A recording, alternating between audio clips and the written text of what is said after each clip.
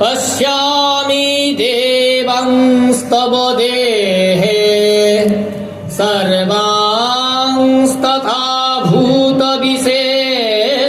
भूतविशेषसङ्घान् ब्रह्माणमीशं कमलासनस्थ मृषींश्च सर्वानुगांश्च विद्यान् अनेक बहुधर भक्तनेत्रं पश्यामि तं सर्वतमनन्तरूपं नान्त्यं न मध्यं न पुनश्च वादिं पश्यामि विश्वेश्वरं विश्वरूपं किरीटिनं गदिनं चक्रिणं च तेजराशिं सर्वतदीप्तमन्तं पश्यामि तं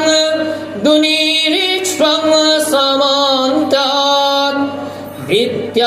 विद्यानर्कधूतिं प्रमामेयं तमक्षरं परमं व्यतितव्यं तमस्य विश्वस्य परमनिधानं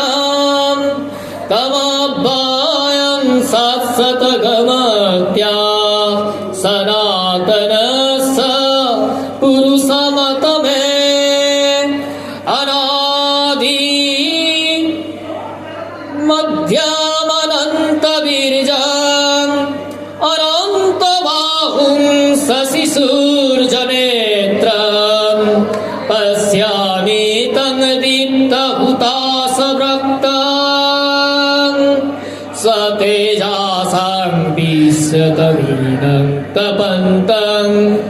दग्धा पृथिवीरनन्तं हि व्यक्तं त्रैकेन दिशश्च सर्वा दृष्ट्याम् अद्भुतं रूपमुग्रं तवेदं लोकत्रय प्रव्यथितं महात्माम् अमीहि